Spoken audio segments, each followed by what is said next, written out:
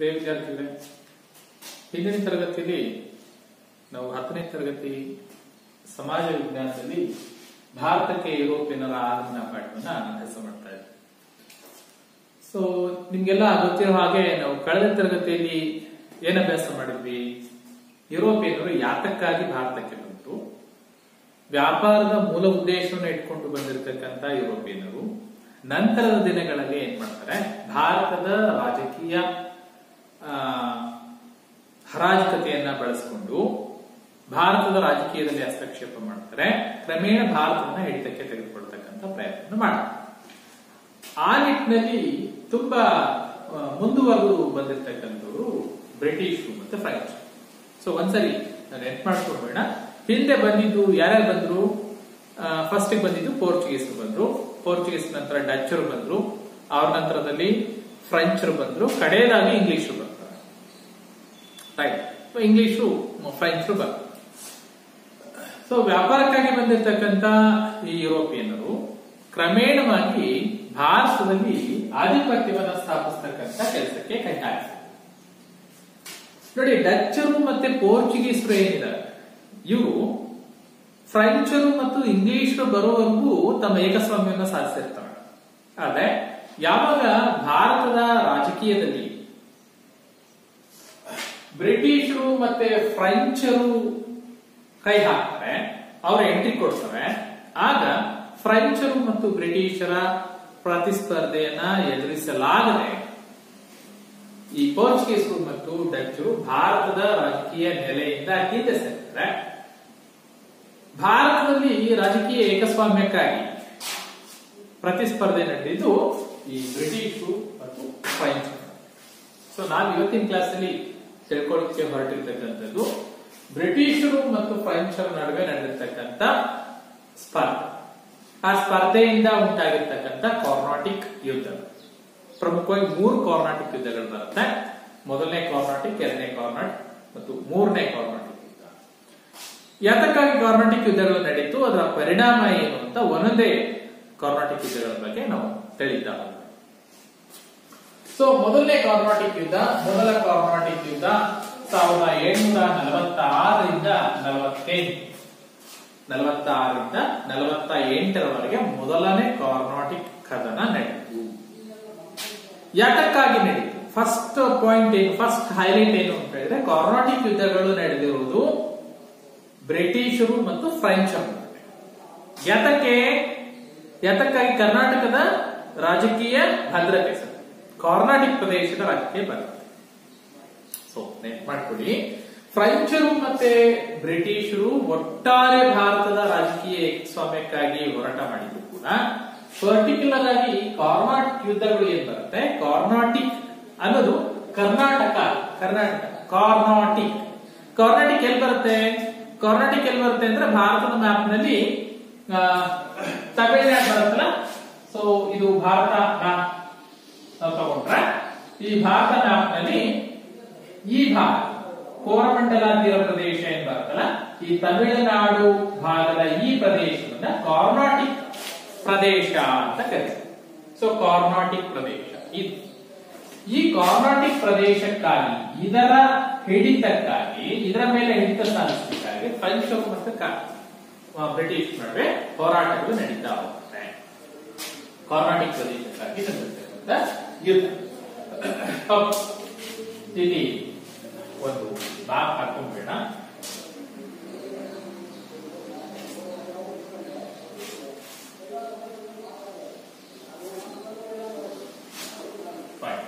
ದಕ್ಷಿಣ ಭಾರತಕ್ಕೆ ಬಂದ್ರೆ, ದಕ್ಷಿಣ ಭಾರತದಲ್ಲಿ ಸೊ ಈ ಭಾಗ ಏನಿದೆ, ಈ ಭಾಗವನ್ನ ನಾವು ಕಾರ್ನಾಟಿಕ್ ಪ್ರದೇಶ ಅಂತ ಕರೀತೀವಿ. ಸೊ ಬ್ರಿಟಿಷರು ಮತ್ತು ಫ್ರೆಂಚರ ನಡುವೆ ನಡೆದಿರ್ತಕ್ಕಂಥ ಯುದ್ಧಗಳಲ್ಲಿ ಈ ಕಾರ್ನಾಟಿಕ್ ಪ್ರದೇಶಕ್ಕಾಗಿ ನಡೆದಿರ್ತಕ್ಕಂಥ ಕದನ. ಇಲ್ಲಿ ಮದ್ರಾಸ್ ಬರುತ್ತೆ, ಇದು ಮದ್ರಾಸ್.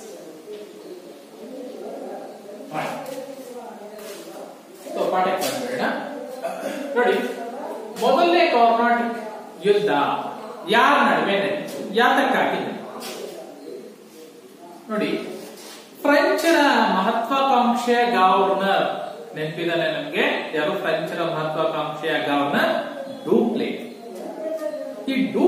ಮಾಡ್ತಾನೆ, ದಕ್ಷಿಣ ಭಾರತದಲ್ಲಿ ಫ್ರೆಂಚರ ಪ್ರಾಬಲ್ಯವನ್ನ ವಿಸ್ತರಿಸಲಿಕ್ಕೆ, ದಕ್ಷಿಣ ಭಾರತದಲ್ಲಿ ಫ್ರೆಂಚರ ಪ್ರಾಬಲ್ಯ ವಿಸ್ತರಿಸಲಿಕ್ಕೆ ಈ ಮದ್ರಾಸ್ ಅನ್ನ ವಶಪಡಿಸಿಕೊಳ್ಬೇಕು ಅಂತ ಯೋಚಿಸ್ತಾರೆ. ರೈಟ್? ಮದ್ರಾಸ್ ಯಾವ ವಶದಲ್ಲಿ ಇರುತ್ತೆ? ಬ್ರಿಟಿಷರ ವಶದಲ್ಲಿ. ಸೊ ಭಾರತದಲ್ಲಿ ಬ್ರಿಟಿಷರ ಪ್ರಮುಖ ವ್ಯಾಪಾರಿ ಕೇಂದ್ರಗಳು ಮೂರಿರುತ್ತೆ. ಒಂದು ಕಲ್ಕತ್ತಾ, ಮತ್ತೊಂದು ಮದ್ರಾಸ್, ಇನ್ನೊಂದು ಬಾಂಬೆ. ಮೂರು ಪ್ರಮುಖ ವ್ಯಾಪಾರಿ ಕೇಂದ್ರ. ರೈಟ್? ಪ್ರೆಸಿಡೆನ್ಸಿ ಅಂತ. ಈ ಮದ್ರಾಸ್ ಪ್ರೆಸಿಡೆನ್ಸಿ ಮೇಲೆ ಹಿಡಿತ ಸಾಧಿಸಲಿಕ್ಕೆ ಏನ್ ಮಾಡ್ತಾನೆ, ಡೂಪ್ಲೆ ಒಂದು ಪ್ಲಾನ್ ಮಾಡ್ತಾನೆ. ಸೊ ಮದ್ರಾಸನ್ನ ವಶಪಡಿಸಿಕೊಳ್ಳಿಕ್ಕೆ ಡೂಪ್ಲೆ ಮತ್ತೊಬ್ಬ ಫ್ರೆಂಚ್ ಸೇನಾ ನಾಯಕನಾಗಿರ್ತಕ್ಕಂಥ, ಸೇನಾಧಿಕಾರಿಯಾಗಿರ್ತಕ್ಕಂಥ ಲೊಬಾರ್ಡಿನಾ ಇವನ ನೆರವನ್ನ ಕೇಳ್ತಾನೆ. ಲೊಬಾರ್ಡಿನಾ ಅಂತಕ್ಕಂಥವನು ಒಬ್ಬ ಫ್ರೆಂಚ್ ಸೇನಾ ನಾಯಕ. ಎಲ್ಲಿದ್ದಾನು? ಮಾರಿಷಸ್. ಮಾರಿಷಸ್ ಅನ್ನೋದು ಒಂದು ದ್ವೀಪ ರಾಷ್ಟ್ರ. ಎಲ್ಲಿ ಬರುತ್ತೆ? ಭಾರತದ ಪಶ್ಚಿಮ ಭಾಗದಲ್ಲಿ. ಈ ಕಡೆ ಆಫ್ರಿಕಾ ಬರುತ್ತಲ್ಲ, ಆಫ್ರಿಕಾದ ಕಡೆ ಈ ಕಡೆ ಬರ್ತಕ್ಕಂಥ ಮಡಗಾಸ್ಕರ್ ದ್ವೀಪದ ಪಕ್ಕದಲ್ಲಿ ಬರ್ತಕ್ಕಂಥ ಒಂದು ಪುಟ್ಟ ದ್ವೀಪ ರಾಷ್ಟ್ರ ಮಾರಿಷಸ್. ಸೊ ಈ ಮಾರಿಷಸ್ ದ್ವೀಪದಲ್ಲಿ ಇದ್ದಂತಹ ಫ್ರೆಂಚ್ ಸೇನಾ ನಾಯಕ ಲೊಬಾರ್ಡಿನಾನ ನೆರವನ್ನ ಯಾಚಿಸಿದರು. ಸೊ ಲೊಬಾರ್ಡಿನಾ ಕೂಡ ಫ್ರೆಂಚ್ ದೇಶಕ್ಕೆ ಸೇರಿದವನು, ಡೂಪ್ಲೆ ಕೂಡ ಫ್ರೆಂಚ್ ದೇಶಕ್ಕೆ ಸೇರಿದ. ಸೊ ಯಾವಾಗ ಡೂಪ್ಲೆ ಲೊಬಾರ್ಡಿನಾನ ನೆರವನ್ನ ಕೇಳ್ತಾನೆ, ಆಗ ಲೊಬಾರ್ಡಿನಾ ಏನ್ ಮಾಡ್ತಾನೆ, ಭಾರತದ ಮೇಲೆ ದಾಳಿ ನಡೆಸಿ ಮದ್ರಾಸ್ ಪ್ರದೇಶವನ್ನ ವಶಪಡಿಸ್ತಾರೆ. ಲೊಬಾರ್ಡಿನಾ ಮತ್ತು ಡೂಪ್ಲೆ ಇಬ್ರು ಸೇರಿಬಿಟ್ಟು ಮದ್ರಾಸ್ ಪ್ರದೇಶವನ್ನ ವಶಕ್ಕೆ ತೆಗೆದುಕೊಂಡರು. ಯಾವಾಗ ಮದ್ರಾಸ್ ಸಂಪೂರ್ಣವಾಗಿ ಫ್ರೆಂಚರ ವಶ ಆಗುತ್ತೆ, ಆಗ ಬ್ರಿಟಿಷ್ನವರು ಏನ್ ಮಾಡ್ತಾರೆ, ಈ ಮದ್ರಾಸ್ ಪ್ರದೇಶವನ್ನ ಮರಳಿ ಪಡೆಯುವುದಕ್ಕಾಗಿ ಅವರು ಬೇರೆ ದಾರಿ ಕಾಣದೆ ಏನ್ ಮಾಡ್ತಾರೆ, ಈ ಕರ್ನಾಟಿಕ್ ಪ್ರದೇಶದ ನವಾಬ, ಇಲ್ಲಿ ನೋಡಿ, ಕರ್ನಾಟಿಕ್ ಪ್ರದೇಶದ ನವಾಬ ಅನ್ವರುದ್ದೀನ್. ಕರ್ನಾಟಿಕ್ ಪ್ರದೇಶದ ನವಾಬ ಅನ್ವರುದ್ದೀನ್. ಸೊ ಈ ಅನ್ವರುದ್ದೀನ್ ಅನ್ನ ನೆರವನ್ನ ಕೊಡೋದು. ಯಾರು? ಬ್ರಿಟಿಷರು ಅನ್ವರುದ್ದೀನ್ ಅನ್ನ ನೆರವನ್ನ ಕೋರಿದ್ರು. ಸೊ ಅನ್ವರುದ್ದೀನ್ ಏನ್ ಮಾಡ್ತಾನೆ, ಬ್ರಿಟಿಷರಿಗೆ ನೆರವು ಕೊಟ್ಟ ಅಂತಂದ್ರೆ ಏನ್ ಮಾಡ್ದ, ಅನ್ವರುದ್ದೀನು ಬ್ರಿಟಿಷರ ಪರವಾಗಿ ಫ್ರೆಂಚರ ಮೇಲೆ ದಾಳಿ. ಸೊ ಈಗೇನಾಯ್ತು, ಅನ್ವರುದ್ದೀನ್ ಯಾವಾಗ ಬ್ರಿಟಿಷರಿಗೆ ಸಪೋರ್ಟ್ ಮಾಡ್ತಾನೆ, ಆಗ ಬ್ರಿಟಿಷರನ್ನ ಎದುರಿಸೋದು ಫ್ರೆಂಚರಿಗೆ ಕಷ್ಟ. ಅದನ್ನ ತಿಳ್ಕೊಂಡಿರ್ತಕ್ಕಂಥ ಲೊಬಾರ್ಡಿನಾ ಏನ್ ಮಾಡ್ತಾನೆ, ಮಾರಿಷಸ್ ನ ಫ್ರೆಂಚ್ ಸೇನಾ ನಾಯಕ ಈ ಲೊಬಾರ್ಡಿನಾ ಡೂಪ್ಲೆಗೆ ತಿಳಿಸದೆ, ಡೂಪ್ಲೆಗೆ ವಂಚನೆ ಮಾಡಿ ಬ್ರಿಟಿಷರಿಂದ ಹಣ ಪಡೆದು ಹೇಳದೆ ಕೇಳದೆ ಏನ್ ಮಾಡ್ತಾನೆ, ಮದ್ರಾಸ್ನಿಂದ ಮಾರಿಷಸ್ಗೆ ವಾಪಸ್.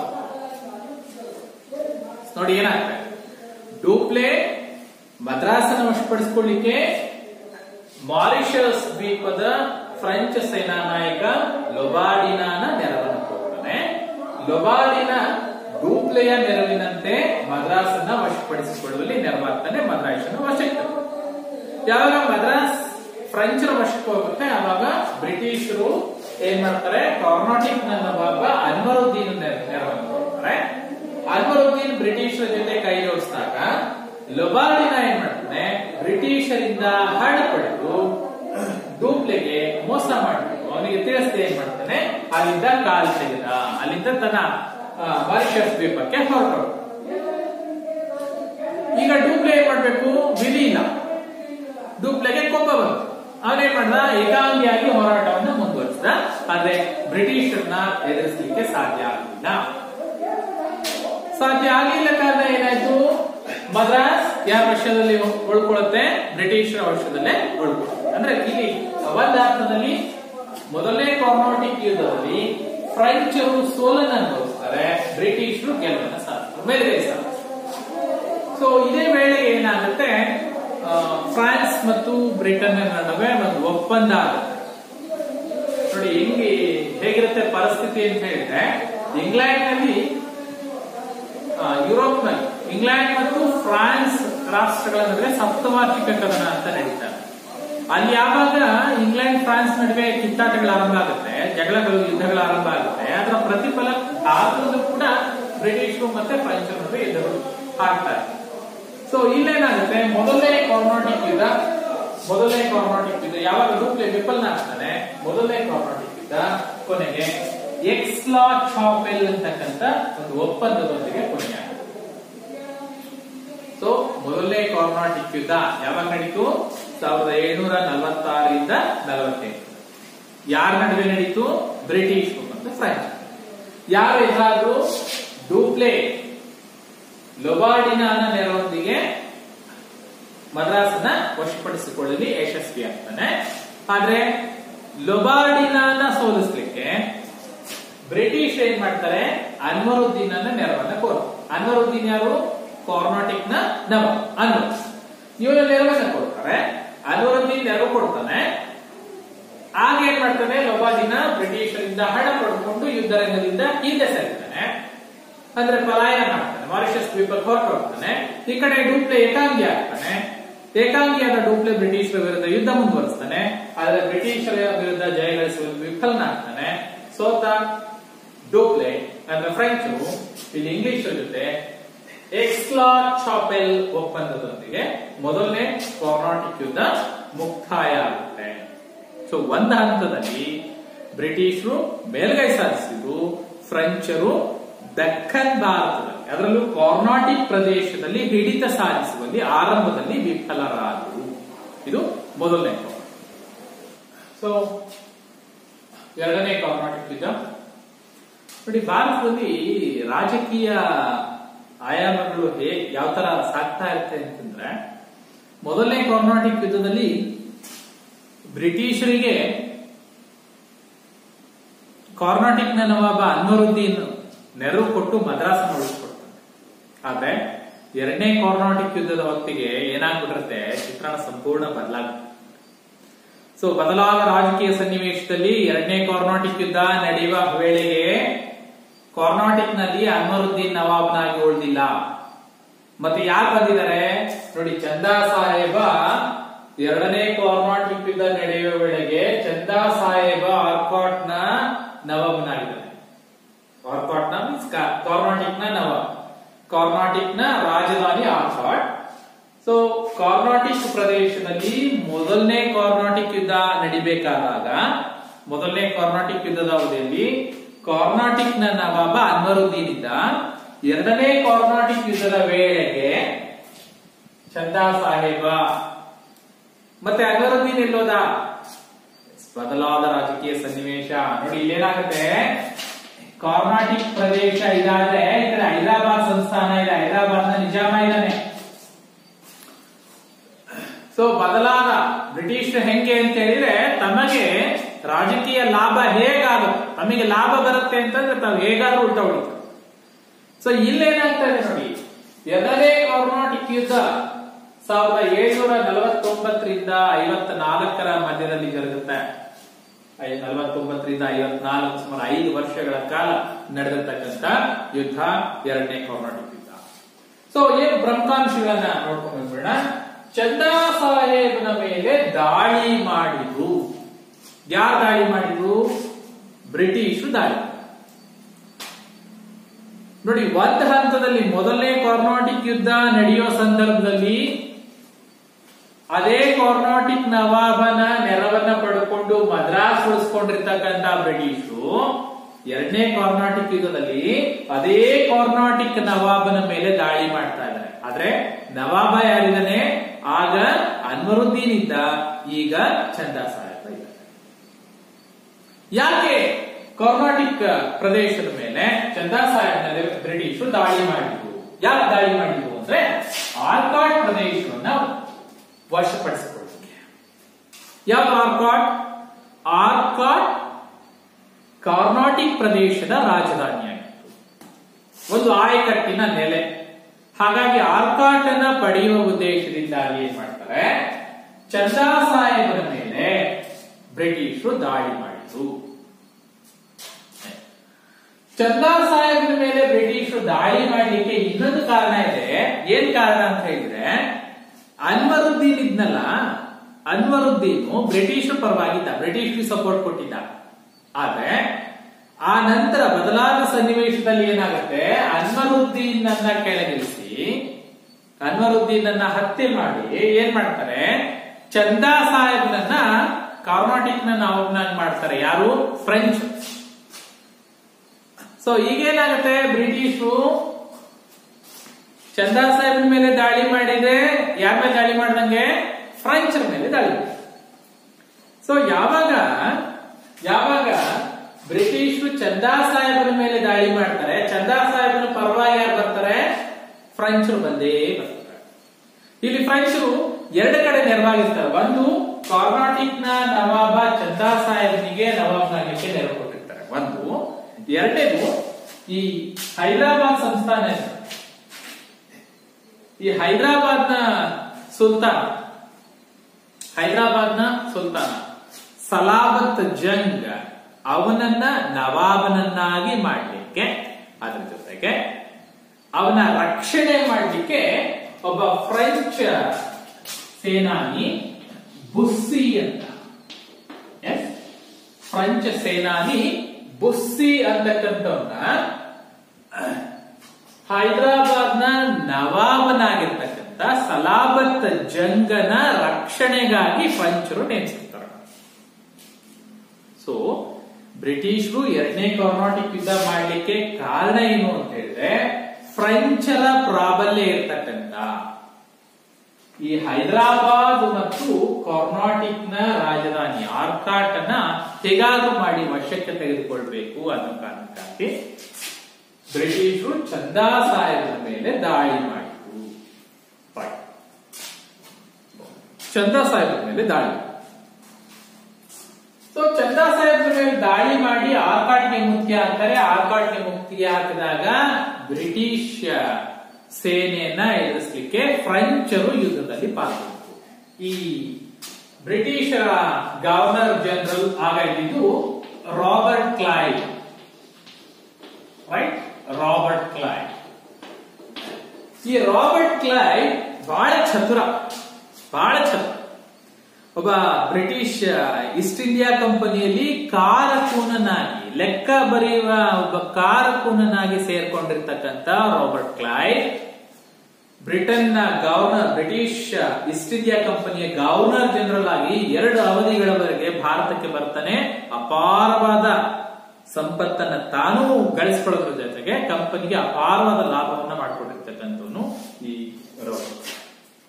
ಸೊ ಇವರ ನೇತೃತ್ವದಲ್ಲಿ ಆರ್ಕಾಟ್ ಮೇಲೆ ದಾಳಿ ಆಯಿತು.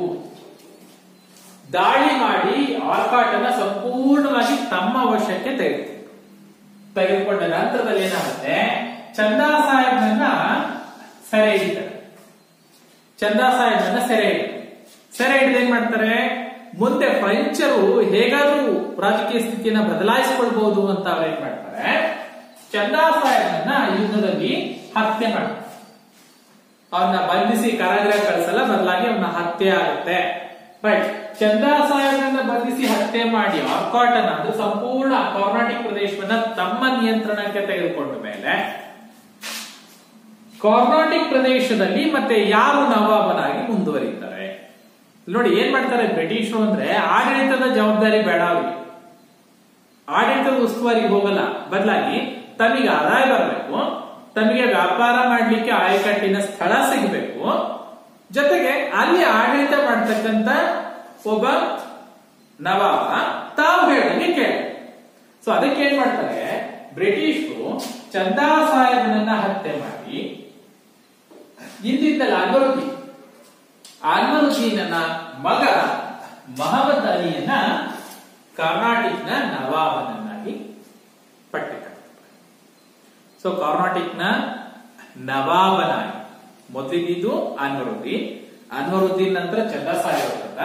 ಈಗ ಚಂದಾ ಸಾಹೇಬನನ್ನ ಹತ್ಯೆ ಮಾಡಿ ಅನ್ವರುದ್ದೀನನ ಮಗನಾಗಿರ್ತಕ್ಕಂಥ ಮೊಹಮ್ಮದ್ ಅಲಿಗೆ ಬ್ರಿಟಿಷರು ಪಟ್ಟ ಕಟ್ಟಿದ್ರು. ರಾಬರ್ಟ್ ಕ್ಲೈವ್ ಕೆಲಸ ಮಾಡಿ.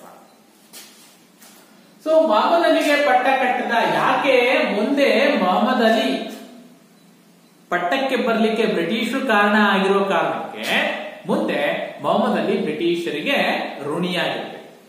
ಬ್ರಿಟಿಷರು ಕೇಳ್ತಕ್ಕಂಥ ಸೌಲಭ್ಯಗಳನ್ನ ಒದಗಿಸಬೇಕು, ಅದು ಅವರ ಹಿನ್ನೆಲೆ. ಸೊ ಈ ಯುದ್ಧದಲ್ಲಿ ಸಂಪೂರ್ಣವಾಗಿ ಏನಾಗುತ್ತೆ, ಬ್ರಿಟಿಷರು ಚಂದಾ ಸಾಹೇಬನ ಮೇಲೆ ದಾಳಿ ಮಾಡಿದ್ರು. ಬದಲಾದ ರಾಜಕೀಯ ಸನ್ನಿವೇಶ, ಒಂದ್ಸರಿ ಕ್ಲಿಯರ್ ಮಾಡ್ತೀನಿ. ಬದಲಾದ ರಾಜಕೀಯ ಸನ್ನಿವೇಶ ಏನಾಯ್ತು, ಹೈದರಾಬಾದ್ನಲ್ಲಿ ಸಲಾಬತ್ ಜಂಗನಿಗೆ ಪಟ್ಟ ಕಟ್ಟುವಲ್ಲಿ, ನವಾಬನನ್ನಾಗಿ ಮಾಡುವಲ್ಲಿ ಫ್ರೆಂಚರು ನೆರವನ್ನು ಕೊಟ್ಟರು. ಅದರ ಜೊತೆಗೆ ಈ ಬುಸ್ಸಿ ಅಂತಕ್ಕಂಥ ಅಧಿಕಾರಿಯನ್ನ ಸೇನೆಯ ನೆರವಿನೊಂದಿಗೆ, ಸೇನಾ ಬಲದೊಂದಿಗೆ ಇವನ ರಕ್ಷಣೆಗಾಗಿ, ಯಾರ ರಕ್ಷಣೆಗೆ, ಸಲಾಬತ್ ಜಂಗ್, ಹೈದರಾಬಾದ್ನ ನಿಜಾಮ್, ಅವನ ರಕ್ಷಣೆಗಾಗಿ ನೇಮಿಸಿತು. ಒಂದು. ಎರಡನೇದು, ಕರ್ನಾಟಕ ಪ್ರದೇಶದಲ್ಲಿ ಚಂದಾ ಸಾಹೇಬನನ್ನ ನವಾಬನನ್ನಾಗಿ ಮಾಡಿದ್ರು. ರೈಟ್. ಎರಡು ಅಂದ್ರೆ ಈಗ ಕರ್ನಾಟಕ ಮತ್ತು ಹೈದರಾಬಾದ್ ಎರಡೂ ಸಂಸ್ಥಾನಗಳಲ್ಲೂ ಯಾರ ಪ್ರಾಬಲ್ಯ ಇದೆ, ಫ್ರೆಂಚ್ ಪ್ರಾಬಲ್ಯ. ಈ ಫ್ರೆಂಚರ ಪ್ರಾಬಲ್ಯವನ್ನು ಮುರಿಲಿಕ್ಕೆ ಏನ್ ಮಾಡ್ತಾರೆ, British governor general Robert Clive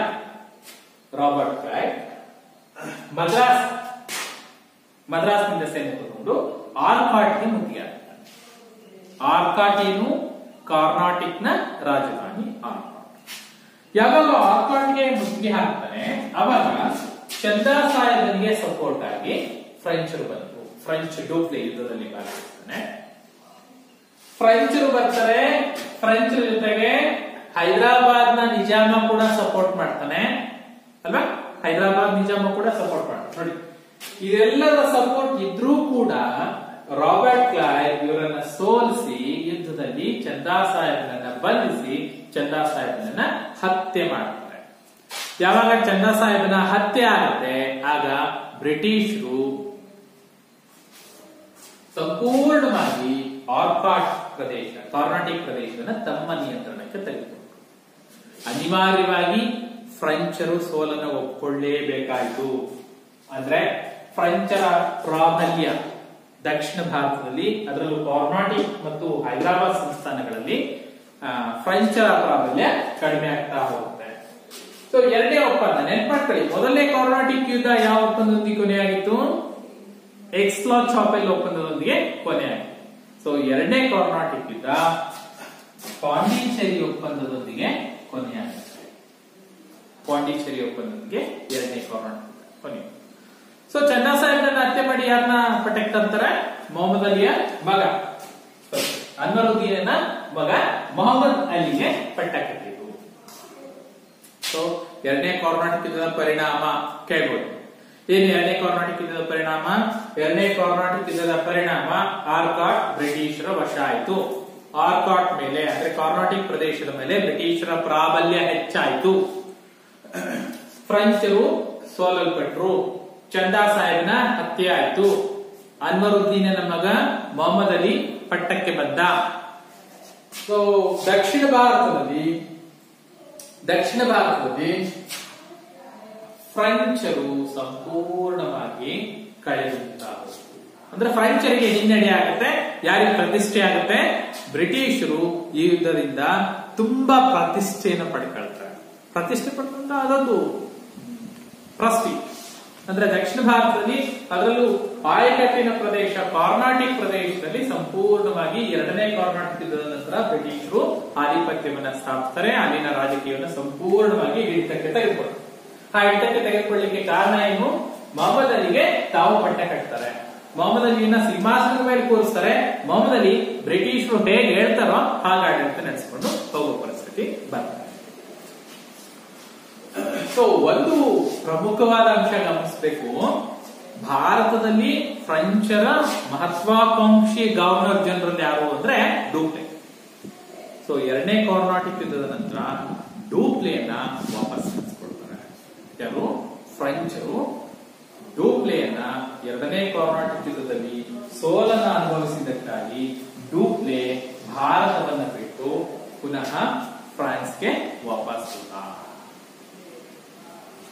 so ಇದಿಷ್ಟು ಎರಡನೇ ಕರ್ನಾಟಕ ಯುದ್ಧ. ಸೊ ಎರಡನೇ ಕರ್ನಾಟಕ ಯುದ್ಧ ಪಾಂಡಿಚೇರಿ ಒಪ್ಪಂದದೊಂದಿಗೆ ಕೊನೆಯಾಗುತ್ತೆ. ಒಪ್ಪಂದದ ಪರಿಣಾಮ ಡೂಪ್ಲೆ ವಾಪಸ್ ಹೋದ, ಫ್ರೆಂಚರಿಗೆ ಹಿನ್ನಡೆಯಾಯಿತು, ಬ್ರಿಟಿಷರು ಪ್ರತಿಷ್ಠೆಯನ್ನ ಹೆಚ್ಚಿಸಿಕೊಂಡ್ರು. ಕರ್ನಾಟಿಕ್ ಪ್ರದೇಶದಲ್ಲಿ ಮೊಹಮ್ಮದ್ ಅಲಿ ನವಾಬನಾಗಿ ಅಧಿಕಾರಕ್ಕೆ ಬಂದ. ಸೊ ಇದು ಎರಡನೇ.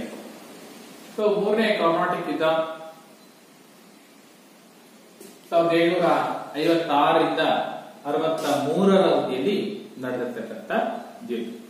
ಈಗಾಗಲೇ ನಮಗೆ ಗೊತ್ತಿದೆ, ಎರಡು ಕರ್ನಾಟಿಕ್ ಯುದ್ಧಗಳಲ್ಲೂ ಕೂಡ ಬ್ರಿಟಿಷರು ಪ್ರಾಬಲ್ಯವನ್ನ ಸಾಧಿಸ್ತಾ ಹೋಗ್ತಾರೆ, ಫ್ರೆಂಚರು ಹಿನ್ನಡೆಯನ್ನ ಅನುಭವಿಸ್ತಾ ಹೋಗ್ತಾರೆ. ಅದರಲ್ಲೂ ಎರಡನೇ ಕರ್ನಾಟಿಕ್ ಯುದ್ಧದಲ್ಲಿ ಸಂಪೂರ್ಣವಾಗಿ ಹಿನ್ನಡೆಗೊಂಡಿರ್ತಕ್ಕಂಥ ಫ್ರೆಂಚರ Dupleix, French governor general Dupleix, ಮಹತ್ವಾಕಾಂಕ್ಷಿ ಗವರ್ನರ್ ಜನರಲ್ ಅಂತ ಕರಿತೀವಿ, ಅವರು ಫ್ರಾನ್ಸ್ಗೆ ವಾಪಸ್.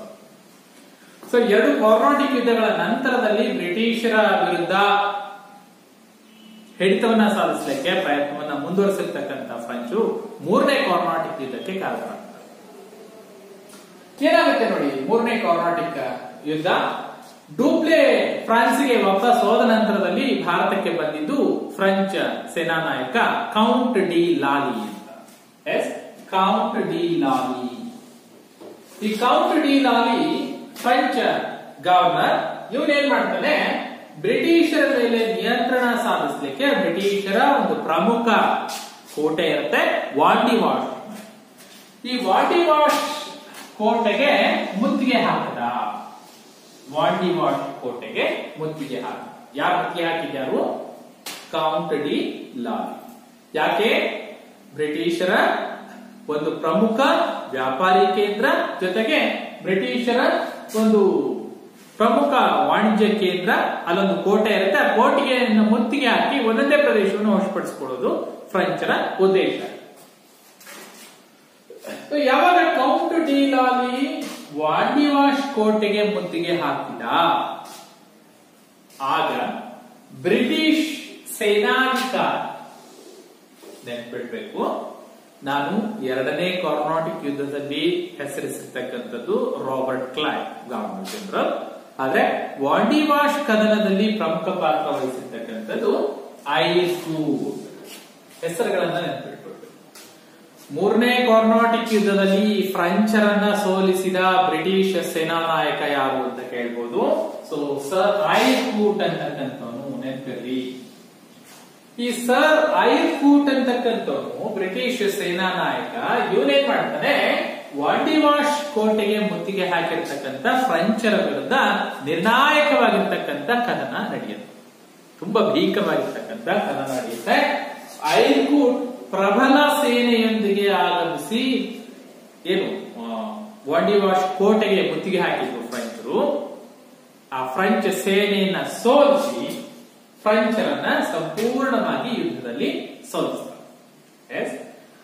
ಮೂರನೇ ಕರ್ನಾಟಿಕ್ ಯುದ್ಧದಲ್ಲಿ ಪ್ರಮುಖವಾಗಿ ಮುಖಾಮುಖಿಯಾಗಿರ್ತಕ್ಕಂಥವರು ಕೌಂಟ್ ಡಿ ಲಾಲಿ ಮತ್ತು ಐರ್ಕೂಟ್. ಕೌಂಟ್ ಡಿ ಲಾಲಿ ಫ್ರೆಂಚ್ ಸೇನಾ ನಾಯಕ, ಫ್ರೆಂಚ್ ಗವರ್ನರ್. ಐರ್ಕೂಟ್ ಇಂಗ್ಲಿಷ್ ಸೇನಾ ನಾಯಕ. ಈ ಯುದ್ಧ ನಡಿಬೇಕಾದ್ರೆ ಹಿಂದೆ ಒಬ್ಬನ ಹೇಳಿದ್ದೇನೆ, ಯಾರು? ಸಲಾಬತ್ ಜಂಗನ ರಕ್ಷಣೆಗೆ ಒಬ್ಬ ಫ್ರೆಂಚರು ಒಬ್ಬ ಸೇನಾಧಿಕಾರಿಯನ್ನ ನೇಮಿಸಿದ್ರು. ಯಾರನ್ನು? ಬುಸ್ಸಿ, ಕ್ಯಾಪ್ಟನ್ ಬುಸ್ಸಿ. ಸೊ ಇಲ್ಲೂ ಕೂಡ ಫ್ರೆಂಚರು ಕೌಂಟ್ ಡಿ ಲಾಲಿಯ ಜೊತೆಗೆ ಸೇನಾ ನಾಯಕ ಬುಸ್ಸಿ ಕೂಡ ಪ್ರಮುಖ ಪಾತ್ರ ವಹಿಸಿರ್ತಾನೆ. ಐರ್ಕೂಟನ ಸೇನೆ, ಬ್ರಿಟಿಷ್ ಸೇನೆ ಫ್ರೆಂಚರನ್ನ ಸೋಲಿಸೋ ಸಂದರ್ಭದಲ್ಲಿ ಕೌಂಟ್ ಡಿ ಲಾಲಿ ಏನ್ ಮಾಡ್ತಾನೆ, ತಲೆ ತಪ್ಪಿಸ್ಕೊಂಡು ಹೋಗ್ಬಿಡ್ತಾನೆ. ಇನ್ನೇನು ಫ್ರೆಂಚರು ಸೋಲು ಕನ್ಫರ್ಮ್ ಆಗ್ತಾ ಇದೆ ಅನ್ನೋ ಸಮಯದಲ್ಲಿ ಏನ್ ಮಾಡ್ತಾನೆ, ಕೌಂಟ್ ಡಿ ಲಾಲಿ ಆ ಯುದ್ಧರಂಗದಿಂದ ತಲೆ ತಪ್ಪಿಸ್ಕೊಂಡು ಹೋದ, ಕಣ್ಮರೆ ಆಗ್ತಾನೆ, ಹೊಡೋಗ್ತಾನೆ. ಆ ಸಂದರ್ಭದಲ್ಲಿ ಏನ್ ಮಾಡ್ತಾರೆ, ಬುಸ್ಸಿಯನ್ನ ಸೆರೆ ಹಿಡಿತಾರೆ. ಕ್ಯಾಪ್ಟನ್ ಬುಸ್ಸಿಯನ್ನ ಸೆರೆ ಹಿಡಿತಾರೆ. ಬುಸ್ಸಿಯನ್ನ ಸೆರೆ ಹಿಡಿದ ನಂತರದಲ್ಲಿ ಕೌಂಟ್ ಡಿ ಲಾಲಿ ಎಲ್ಲಿದ್ದಾನೆ ಅಂತೇಳಿ ಶೋಧನೆ ಮಾಡ್ತಾ ಹೋಗ್ತಾರೆ. ಆ ಸಂದರ್ಭದಲ್ಲಿ ಅವ್ರಿಗೆ ಗೊತ್ತಾಗುತ್ತೆ, ಆ ಕೌಂಟ್ ಡಿ ಲಾಲಿ ಪಾಂಡಿಚೇರಿಯಲ್ಲಿ ತಲೆಮರೆಸಿಕೊಂಡಿದ್ದಾನೆ. ಪಾಂಡಿಚೇರಿ ಫ್ರೆಂಚರ ರಾಜಧಾನಿ, ಭಾರತದಲ್ಲಿ ಫ್ರೆಂಚರ ರಾಜಧಾನಿ ಪಾಂಡಿಚೇರಿ. ಸೊ ಪಾಂಡಿಚೇರಿಯಲ್ಲಿ ತಲೆ ತಪ್ಪಿಸ್ಕೊಂಡಿದ್ದಾನೆ ಕೌಂಟ್ ಡಿ ಲಾಲಿ ಅಂತೇಳಿ ಗೊತ್ತಾದಾಗ ಐರ್ಕೂಟ್ ನ ನೇತೃತ್ವದ ಸೇನೆ ಏನ್ ಮಾಡುತ್ತೆ, ವಾಣಿವಾಶ್ ನ ಸಂಪೂರ್ಣವಾಗಿ ಹಿಡಿತಕ್ಕೆ ತೆಗೆದುಕೊಂಡು ನಂತರದಲ್ಲಿ ಪಾಂಡಿಚೇರಿಗೆ ಮುತ್ತಿಗೆ ಹಾಕುತ್ತೆ. ಯಾವಾಗ ಪಾಂಡಿಚೇರಿಗೆ ಮುತ್ತಿಗೆ ಹಾಕುತ್ತೆ, ಮದ್ರಾಸ್ ಸಮೀಪದಲ್ಲಿ ಬರುತ್ತೆ ಪಾಂಡಿಚೇರಿ.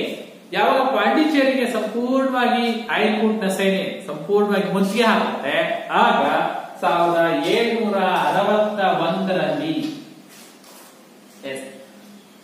ಯುದ್ಧ ಮುಗಿಯೋದು. ಮೂರನೇ ಕಾರ್ನಾಟಿಕ್ ಯುದ್ಧ 56ರಿಂದ 63, ಅಂದ್ರೆ ಇನ್ನು ಒಪ್ಪಂದ ಆಗಿಲ್ಲ. 61ರಲ್ಲೇ ಕೌಂಟ್ ಡಿ ಲಾಲಿ ಬೇಷರತ್ತಾಗಿ ಸಂಪೂರ್ಣವಾಗಿ ಇಂಗ್ಲಿಷರಿಗೆ ಶರಣ.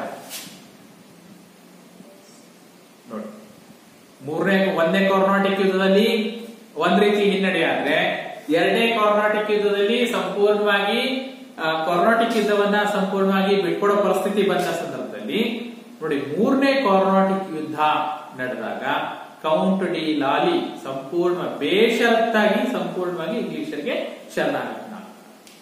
ಯಾವಾಗ 1761 ಬೇಷರತ್ತಾಗಿ ಶರಣಾಗತಿ ನಾಗ ಯಾರು, ಕೌಂಟ್ ಡಿ ಲಾಲಿ.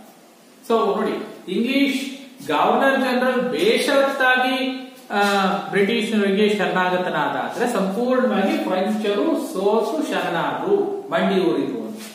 ಸಂಪೂರ್ಣವಾಗಿ ದಕ್ಷಿಣ ಭಾರತದ, ಅದರಲ್ಲೂ ಕರ್ನಾಟಿಕ್ ಪ್ರದೇಶ ಏನಿದೆ ಈ ಪ್ರದೇಶದಲ್ಲಿ ಸಂಪೂರ್ಣವಾಗಿ ಬ್ರಿಟಿಷರು ಆಧಿಪತ್ಯವನ್ನು ಪಡ್ಕೊಳ್ತಾರೆ, ಫ್ರೆಂಚರು ಸಂಪೂರ್ಣವಾಗಿ ಸೋತು. ಸೊ ಈ ಯುದ್ಧದ ಒಪ್ಪಂದ ನೋಡಿ 1763ರಲ್ಲಿ ಪ್ಯಾರಿಸ್ ಒಪ್ಪಂದದೊಂದಿಗೆ ಮೂರನೇ ಕಾರ್ನಾಟಿಕ್ ಯುದ್ಧ ಕೊನೆಯಾಯಿತು. ಸೊ ಪ್ಯಾರಿಸ್ ಎಲ್ಲಿ ಬರುತ್ತೆ, ಭಾರತದ ಬರುತ್ತೆ, ಇಲ್ಲ ಎಲ್ಲಿ ಬರುತ್ತೆ, ಫ್ರಾನ್ಸ್. ಹೌದು, ಯುದ್ಧ ಆಗಿದ್ದು ಭಾರತದಲ್ಲಿ, ಒಪ್ಪಂದ ಆಗಿದ್ದು ಪ್ಯಾರಿಸ್ ನಲ್ಲಿ. ಹೇಗೆ ನಾನು ಆಗ್ಲೇ ಹೇಳಿದೆ, ಇಂಗ್ಲೆಂಡ್ ಮತ್ತು ಫ್ರಾನ್ಸ್ ನಡುವೆ ಸಪ್ತವಾರ್ಷಿಕ ಕದನಗಳು ಅಂತ ನಡೆಯುತ್ತೆ. ಸೊ ಅಲ್ಲಿ ಇಂಗ್ಲೆಂಡ್ ಮತ್ತು ಫ್ರಾನ್ಸ್ ನಡುವೆ ಹೊಡೆದಾಟಗಳಾಗ್ತಾ ಇದ್ರೆ, ಘರ್ಷಣೆಗಳಾಗ್ತಾ ಇದ್ರೆ, ಇಲ್ಲೂ ಕೂಡ ಆಗ್ತಾ ಇದೆ. ಸೊ ಅದರ ಫಲ ಏನಾಗುತ್ತೆ, ಇಲ್ಲಿನ ಯುದ್ಧದ ಒಪ್ಪಂದ ಪ್ಯಾರಿಸ್ ನಲ್ಲಾಯ್ತು. ಅಂದ್ರೆ ಇಂಗ್ಲೆಂಡ್ ಮತ್ತು ಫ್ರಾನ್ಸ್ ನಡುವೆ ಒಪ್ಪಂದ ಆಯ್ತು, ಪ್ಯಾರಿಸ್ ನಲ್ಲಿ ನಡೆದಂತ ಒಪ್ಪಂದ. ಸೊ ಪ್ಯಾರಿಸ್ ಒಪ್ಪಂದದ ಪ್ರಕಾರ ಯುದ್ಧ ಸಂಪೂರ್ಣವಾಗಿ ಮುಕ್ತಾಯ ಆಗುತ್ತೆ. ಈಗ ಪ್ಯಾರಿಸ್ ಒಪ್ಪಂದದ ಪ್ರಕಾರ ಬ್ರಿಟಿಷ್ ಏನ್ ಮಾಡ್ತಾರೆ, ಸಂಪೂರ್ಣವಾಗಿ ದಕ್ಷಿಣ ಭಾರತದ ಪ್ರದೇಶವನ್ನ ತಮ್ಮ ಹಿಡಿತಕ್ಕೆ ತೆಗೆದುಕೊಂಡು ಪಾಂಡಿಚೇರಿಯನ್ನ ಫ್ರೆಂಚರಿಗೆ ವಾಪಸ್ ಮಾಡಿದ್ರು, ಮರಳಿಸಿದ್ರು. ಫ್ರೆಂಚರ ಪ್ರಮುಖ ವ್ಯಾಪಾರಿ ಕೇಂದ್ರ, ಫ್ರೆಂಚರ ರಾಜಧಾನಿ ಪಾಂಡಿಚೇರಿ ಆಗಿತ್ತು. ಸೊ ಹಾಗಾಗಿ ಪಾಂಡಿಚೇರಿಯನ್ನ ಫ್ರೆಂಚರಿಗೆ ವಾಪಸ್ ನೀಡಲಾಯಿತು, ಮರಳಿಕೊಡಲಾಯಿತು. ಸೊ ವಾಪಸ್ ಪಾಂಡಿಚೇರಿಯನ್ನೇನೋ ಪಡ್ಕೊಂಡ್ರು, ಆದ್ರೆ ಬ್ರಿಟಿಷರು ಸಂಪೂರ್ಣವಾಗಿ ಫ್ರೆಂಚರ ಮೇಲೆ ಹಿಡಿತ ಸಾಧಿಸಿರ್ತಾರೆ. ದಕ್ಷಿಣ ಭಾರತದಲ್ಲಿ ಸಂಪೂರ್ಣವಾಗಿ ಬ್ರಿಟಿಷರು ಆಧಿಪತ್ಯವನ್ನ ಸಾಧಿಸ್ತಾರೆ. ಫ್ರೆಂಚರು ಪಾಂಡಿಚೇರಿಯನ್ನು ಪಡ್ಕೊಂಡ್ರು ಕೂಡ ಮೂಲೆ ಗುಂಪಾದ್ರು. ದಕ್ಷಿಣ ಭಾರತದಲ್ಲಿ, ಅದರಲ್ಲೂ ಭಾರತದ ರಾಜಕೀಯದಲ್ಲಿ ಸಂಪೂರ್ಣವಾಗಿ ಫ್ರೆಂಚರನ್ನ ಮೂಲೆ ಗುಂಪು ಮಾಡಿದ್ದು ಯಾವ ಕದನ ಅಂತ ಹೇಳಿದ್ರೆ ಅದು ಮೂರನೇ ಕಾರ್ನಾಟಿಕ್ ಯುದ್ಧ. 1, 2, 3 ಮೂರಕ್ಕೆ ಮುಕ್ತಾಯ. ಫ್ರೆಂಚರು ಭಾರತದ ರಾಜಕೀಯದಿಂದ ಸಂಪೂರ್ಣವಾಗಿ ಮೂಲೆ ಗುಂಪಾಗ್ತಾರೆ. ಆ ನಂತರದಲ್ಲಿ ಕೇವಲ ವ್ಯಾಪಾರಿ ಚಟುವಟಿಕೆಗಳನ್ನು ಮಾಡಿಕೊಂಡಿರ್ತಾರೆ ಬಿಟ್ರೆ ಬ್ರಿಟಿಷರಿಗೆ ಪ್ರತಿಸ್ಪರ್ಧೆ ಮಾಡ್ತಕ್ಕಂತ ಕೆಲಸಕ್ಕೆ ಮುಂದಾಗುವುದಿಲ್ಲ. ಸೊ ನೆನ್ಪಿಟ್ಕೊಳ್ಳಿ, 3 ಕಾರ್ನಾಟಿಕ್ ಯುದ್ಧಗಳು ನಡೆದಿದ್ದು ದಕ್ಷಿಣ ಭಾರತದಲ್ಲಿ, ಕಾರ್ನಾಟಿಕ್ ಪ್ರದೇಶಗಳಲ್ಲಿ ಹೆಚ್ಚಿನ ಹಿಡಿತವನ್ನ ಸಾಧಿಸತಕ್ಕಂತ ಉದ್ದೇಶ. ಇವತ್ತು 3ನೇ ಕಾರ್ನಾಟಿಕ್ ಯುದ್ಧ ಮುಗಿದ ನಂತರದಲ್ಲಿ ಬ್ರಿಟಿಷರು ದಕ್ಷಿಣ ಭಾರತದ ಇನ್ನಿತರ ಪ್ರದೇಶಗಳ ಸಾಮ್ರಾಜ್ಯವನ್ನ ವಿಸ್ತರಿಸುತ್ತಾ ಗಮನವನ್ನು ಹರಿಸಿದ್ರೆ, ಫ್ರೆಂಚರು ಕೇವಲ ವ್ಯಾಪಾರಕ್ಕಷ್ಟೇ ಸೀಮಿತಗೊಳ್ತಾ ಹೋಗ್ತಾರೆ. ಸೊ ಮೊದಲನೇ ಕಾರ್ನಾಟಿಕ್ ಯುದ್ಧ ಎಕ್ಸ್ಲಾ ಚಾಪೆಲ್ ಒಪ್ಪಂದ, ಎರಡನೇ ಕಾರ್ನಾಟಿಕ್ ಯುದ್ಧ ಪಾಂಡಿಚೇರಿ ಒಪ್ಪಂದ, ಮೂರನೇ ಕಾರ್ನಾಟಿಕ್ ಯುದ್ಧ ಪ್ಯಾರಿಸ್ ಒಪ್ಪಂದದೊಂದಿಗೆ ಮುಕ್ತಾಯ ಆಗುತ್ತೆ. ಸೊ ಈಗೇನು 3 ಕಾರ್ನಾಟಿಕ್ ಯುದ್ಧ ಆಯ್ತು, ಬ್ರಿಟಿಷ್ ಫ್ರೆಂಚರ ನಡುವೆ ಪ್ರತಿಸ್ಪರ್ಧೆ ಆಯಿತು. ಪ್ರತಿಸ್ಪರ್ಧೆಯಲ್ಲಿ ಫ್ರೆಂಚರು ಅವನತಿ ಆದರು ಅಂತಾನೆ ಇಟ್ಕೊಂಡು ಈಗ ಏನ್ ಮಾಡ್ಬೇಕು, ಬ್ರಿಟಿಷರು ತಮ್ಮ ಆಧಿಪತ್ಯವನ್ನ ವಿಸ್ತರಿಸಬೇಕು. ಓಕೆ,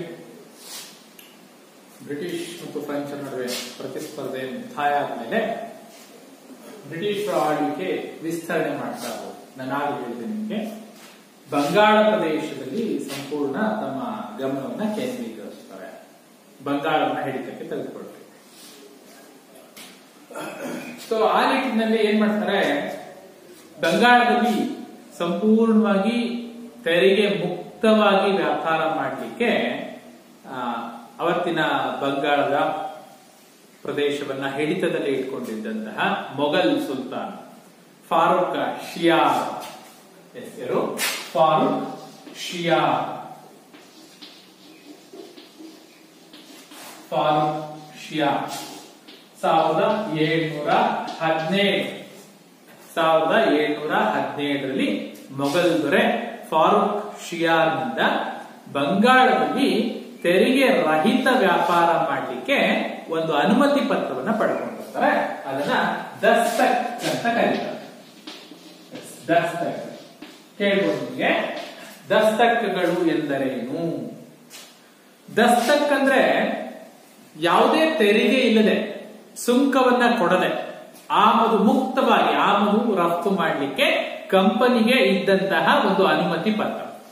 ಅಂದ್ರೆ ಮೊಘಲ್ ಸುಲ್ತಾನ್ರಿಂದ ಬ್ರಿಟಿಷರು ತಮ್ಮ ಸರಕುಗಳನ್ನ ರಫ್ತು ಮಾಡಬೇಕಾದ್ರೆ ಅಥವಾ ಆಮದು ಮಾಡ್ಕೊಳ್ಬೇಕಾದ್ರೆ ಯಾವುದೇ ರೀತಿಯ ತೆರಿಗೆಗಳನ್ನ ಕೊಡದೆ ತೆರಿಗೆ ರಹಿತವಾಗಿ ಮುಕ್ತವಾಗಿ ವ್ಯಾಪಾರ ಮಾಡಲಿಕ್ಕೆ ಮೊಘಲ್ ಸುಲ್ತಾನರಿಂದ ಪಡ್ಕೊಂಡಿರ್ತಕ್ಕಂಥ ಒಂದು ಅನುಮತಿ ಪತ್ರವನ್ನ ದಸ್ತಕ್ ಅಂತ ಕರೀತಾರೆ. ಸೊ ಮೊಘಲ್ ಸುಲ್ತಾನ ಫಾರೂಕ್ ಶಿಯಾರ್ ಏನ್ ಮಾಡ್ತಾನೆ, ತೆರಿಗೆ ರಹಿತ ವ್ಯಾಪಾರ ಮಾಡಲಿಕ್ಕೆ ಬ್ರಿಟಿಷರಿಗೆ ದಸ್ತಕ್ಗಳನ್ನ ಕೊಡ್ತಾನೆ. ಸೊ ಈ ದಸ್ತಕ್ಗಳು ಏನಾಗುತ್ತೆ, ಕ್ರಮೇಣವಾಗಿ ದುರುಪಯೋಗ ಆಗ್ತಾ ಹೋಗುತ್ತೆ. ಅಂದ್ರೆ ಕಂಪನಿಯ ಲಾಭಕ್ಕಾಗಿ, ಕಂಪನಿಯ ವ್ಯಾಪಾರಕ್ಕಾಗಿ ನೀಡಿರ್ತಕ್ಕಂಥ ದಸ್ತಕ್ಗಳನ್ನ ಬ್ರಿಟಿಷ್ ಗವರ್ನರ್ ಜನರಲ್ಗಳು ತಮ್ಮ ವೈಯಕ್ತಿಕ ವ್ಯಾಪಾರಕ್ಕೆ, ತಮ್ಮ ವೈಯಕ್ತಿಕ ಲಾಭಕ್ಕಾಗಿ ದುರುಪಯೋಗ ಪಡಿಸ್ಕೊಳ್ತಾ ಹೋಗ್ತಾರೆ. ಯಾವಾಗ ಬ್ರಿಟಿಷರು ತಮ್ಮ ವೈಯಕ್ತಿಕ ಸರಕುಗಳನ್ನು ದಸ್ತಕ್ಗಳ ಹೆಸರಿನಲ್ಲಿ ಸಾಗಿಸ್ಲಿಕ್ಕೆ ಮುಂದಾಗ್ತಾರೆ, ಕ್ರಮೇಣ ಏನಾಗುತ್ತೆ, ಬಂಗಾಳದ ಆದಾಯ ಕಡಿಮೆ ಆಗ್ತಾ ಹೋಗುತ್ತೆ, ಬೊಕ್ಕಸಕ್ಕೆ ಬರ್ತಕ್ಕಂಥ ಆದಾಯ ಕಡಿಮೆ ಆಗ್ತಾ ಹೋಗುತ್ತೆ. ಸೊ ಹಾಗಾಗಿ ಏನಾಗುತ್ತೆ, ಬ್ರಿಟಿಷರ ವಿರುದ್ಧ ಆಕ್ರೋಶ ಉಂಟಾಗುತ್ತೆ. ದಸ್ತಕ್ಗಳ ದುರುಪಯೋಗವನ್ನು ತಡೆಗಟ್ಟಬೇಕು. ಮೊಘಲ್ ದೊರೆಗಳು, ನಂತರದಲ್ಲಿ ಬಂದಿರತಕ್ಕಂಥ ಎಲ್ಲ ಮೊಘಲ್ ದೊರೆಗಳು ಏನ್ ಹೇಳ್ತೀವಿ ನಾವು, ಮುರ್ಷಿದ್ ಅಲಿ ಖಾನ್ ಇಂದ ಅಲಿವರ್ದಿ ಖಾನ್ ವರೆಗೂ ಎಲ್ಲರೂ ಕೂಡ ಈ ದಸ್ತಕ್ಗಳ ದುರುಪಯೋಗವನ್ನ ವಿರೋಧಿಸುತ್ತಲೇ ಹೋಗ್ತಾರೆ. ಯಾರು ಕೂಡ ಅದಕ್ಕೆ ತಡೆ ಹಾಕ್ತಕ್ಕಂಥ ಕೆಲಸವನ್ನ ಮಾಡಿದ್ದಾರೆ. ಆದ್ರೆ ತಡೆ ಹಾಕೋ ಕೆಲಸ ಮಾಡಿದ್ದು ಆ ನಂತರದಲ್ಲಿ ಬಂದಿರತಕ್ಕಂಥ ಒಬ್ಬ ಪ್ರಸಿದ್ಧ ಬಂಗಾಳದ ಸುಲ್ತಾನ ಸಿರಾಜ್ ಉದ್ ದೌಲಾ. ನೆನಪಿಟ್ಕೊಳ್ಬೇಕು, ಸಿರಾಜ್ ಉದ್ ದೌಲಾ, ಸಿರಾಜ್ ಉದ್ ದೌಲಾ ಅಂತ ಹೇಳಿ. ಯಾರು ಈ ಸಿರಾಜ್ ಉದ್ ದೌಲಾ?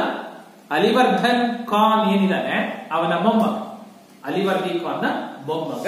1757ರಲ್ಲಿ ಸಿರಾಜ್ ಉದ್ ದೌಲಾ ಪಟ್ಟಕ್ಕೆ ಬರ್ತಾನೆ ಬಂಗಾಳದ ನವಾಬನಾಗಿ. ಬಂಗಾಳದ ನವಾಬನಾಗಿ ಬಂದಿರತಕ್ಕಂತ ಸಿರಾಜ್ ಉದ್ ದೌಲಾ ಅದುವರೆಗೂ ಬ್ರಿಟಿಷರ ಕಂಪನಿಯ ವ್ಯಾಪಾರಕ್ಕಾಗಿ ನೀಡಿದಂತಹ ದಸ್ತಕ್ಗಳು ವೈಯಕ್ತಿಕ ಲಾಭಕ್ಕಾಗಿ ದುರುಪಯೋಗ ಆಗ್ತಾ ಇತ್ತಲ್ಲ, ಅದನ್ನ ವಿರೋಧಿಸ್ತಾ ಹೋಗ್ತಾನೆ, ಅದನ್ನ ತಡೆಗಟ್ಟಲಿಕ್ಕೆ ಹೋಗ್ತಾನೆ. ಅದು ಏನಾಗುತ್ತೆ, ಬ್ರಿಟಿಷರನ್ನ ಕೆರಳಿಸ್ತಾ ಹೋಗ್ತಾನೆ. ಬಂಗಾಳ ಸರ್ಕಾರ ಆಗಲಿ ಅಥವಾ ಮೊಘಲ್ ಸರ್ಕಾರ ಆಗಲಿ ಯಾತಕ್ಕಾಗಿ ಕೊಟ್ಟಿದ್ದಪ್ಪ, ಕಂಪನಿಯ ವ್ಯಾಪಾರಕ್ಕಾಗಿ ಕೊಟ್ಟಿದ್ದು. ಕಂಪನಿಯ ಸರಕುಗಳನ್ನ ಸಾಗಿಸ್ಲಿಕ್ಕೆ ಅವ್ರದೇನು ಅಭ್ಯಂತರ ಇರಲಿಲ್ಲ. ಆದ್ರೆ ಕಂಪನಿಯ ಹೆಸರಿನಲ್ಲಿ, ಕಂಪನಿಯ ದಸ್ತಕ್ನ ಹೆಸರಿನಲ್ಲಿ ವೈಯಕ್ತಿಕ ಸರಕುಗಳನ್ನ ಸಾಗಿಸ್ತಾ ಹೋದಾಗ ರಾಜ್ಯಕ್ಕೆ, ಆದಾಯಕ್ಕೆ, ಬೊಕ್ಕಸಕ್ಕೆ ಕೊರತೆ ಆಗ್ತಾ ಹೋದಾಗ ಅದನ್ನ ವಿರೋಧಿಸುವುದು ಸಹಜ. ಆದ್ರೆ ಆ ಒಂದು ಕಾರಣ ಇಟ್ಕೊಂಡು ಬ್ರಿಟಿಷ್ ಏನ್ ಮಾಡ್ತಾರೆ, ಸಿರಾಜ್ ಉದ್ ದೌಲನ ಮೇಲೆ ಕತ್ತಿ ಮಸೀತಾ. ಸೊ ಅದಕ್ಕೆ ಆ ಒಂದು ಸಂದರ್ಭದಲ್ಲಿ, ಆ ಒಂದು ವಿಚಾರದಲ್ಲಿ ಸಿರಾಜ್ ಉದ್ ದೌಲನಿಗೂ ಮತ್ತು ಬ್ರಿಟಿಷರಿಗೂ ನಡುವೆ ಏನಾಗುತ್ತೆ, ದ್ವಂದ್ವಗಳು ಉಂಟಾಗುತ್ತೆ. ಸೊ ಆ ಕಾರಣಕ್ಕೆ 1757 ಇತಿಹಾಸ ಪ್ರಸಿದ್ಧ ಕದನ ಪ್ಲಾಸಿ ಕದನ ನಡೆಯಿತು. ಪ್ಲಾಸಿ ಎಂಬಲ್ಲಿ ನಡೆದಿರ್ತಕ್ಕಂಥ ಕದನ. ಸೊ ಪ್ಲಾಸೀಕರಣಕ್ಕೆ ಕಾರಣಗಳೇನು? ಕಾರಣಗಳು ಹಲವಾರು ಬರ್ತಾ ಹೋಗುತ್ತೆ. ಮುಖ್ಯವಾಗಿ 3 ಕಾರಣಗಳನ್ನ ನಾವು ಪಟ್ಟಿ ಮಾಡ್ತೀವಿ. ಏನು ಕಾರಣ? ಮೊದಲನೇದು ಈಗಾಗಲೇ ಹೇಳಿದ್ದೀನಿ ನಾನು, ದಸ್ತಕಗಳ ದುರುಪಯೋಗ. ಮೊಘಲ್ ಸರ್ಕಾರ, ಬಂಗಾಳದ ನವಾಬ ಕಂಪನಿ ಸರಕುಗಳನ್ನ ಸಾಗಿಸಲಿಕ್ಕೆ ಕೊಟ್ಟಿರ್ತಕ್ಕಂಥ ತೆರಿಗೆ ರಹಿತ ವ್ಯಾಪಾರದ ಅನುಮತಿ ಪತ್ರ ದಸ್ತಕಗಳನ್ನ ಸ್ವಂತಕ್ಕಾಗಿ ಬಳಕೆ ಮಾಡಿಕೊಂಡಿದ್ದು, ದುರುಪಯೋಗ ಮಾಡಿಕೊಂಡಿದ್ದು ಪ್ಲಾಸೀಕರಣಕ್ಕೆ ಮೊದಲನೇ ಕಾರಣ. ಎರಡನೇ, ಅನುಮತಿ ಇಲ್ಲದೆ ಕೋಟೆಯನ್ನ ದುರಸ್ತಿ ಮಾಡಿ. ಯಾವ ಕೋಟೆ? ಬಂಗಾಳದಲ್ಲಿ ಬ್ರಿಟಿಷರು ಫೋರ್ಟ್ ವಿಲಿಯಂ ಕೋಟೆ ಅಂತ ಕಟ್ಕೊಂಡಿರ್ತಾರೆ. ಸೊ ಫೋರ್ಟ್ ವಿಲಿಯಂ ಕೋಟೆ ಸ್ವಲ್ಪ ಹಾಳಾಗಿರುತ್ತೆ. ಅವ್ರದ್ದೇನ್ ಮಾಡ್ತಾರೆ, ಬ್ರಿಟಿಷರು ಬಂಗಾಳದ ನವಾಬ ಸಿರಾಜುದ್ದೌಲನ ಅನುಮತಿ ಪಡ್ಕೊಳ್ದೆ ಏನ್ ಮಾಡ್ತಾರೆ, ಅದನ್ನ ದುರಸ್ತಿಗೊಳಿಸ್ತಾ ಹೋಗ್ತಾರೆ, ಅಂದ್ರೆ ಭದ್ರಪಡಿಸ್ಕೊಳ್ತಾ ಹೋಗ್ತಾರೆ.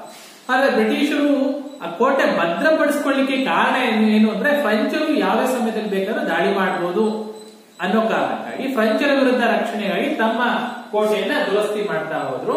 ಆದ್ರೆ ಇದೇನಾಯ್ತು, ಸಿರಾಜುದ್ದೌಲನಿಗೆ ಬ್ರಿಟಿಷರು ಒಂದು ಕಡೆ ಪ್ರಬಲರಾಗ್ತಾ ಹೋಗ್ತಾರೆ, ಇದು ಮುಂದೆ ತೊಂದರೆ ಆಗ್ಬಹುದು ಅನ್ನೋ ಕಾರಣಕ್ಕೆ ಅನುಮತಿ ಪಡ್ಕೊಳ್ಳದೆ ದುರಸ್ತಿ ಮಾಡ್ತಾ ಇರೋದು ತಪ್ಪು ಅಂತ ಹೇಳ್ತಾನೆ. ಸೊ ಅದು ಕೂಡ ಎರಡನೇ ಕಾರಣ. ಎರಡನೇ ಕಾರಣ, ಅನುಮತಿ ಇಲ್ಲದೆ ಫೋರ್ಟ್ ವಿಲಿಯಂ ಕೋಟೆಯನ್ನ ದುರಸ್ತಿಗೊಳಿಸಿದ್ದು.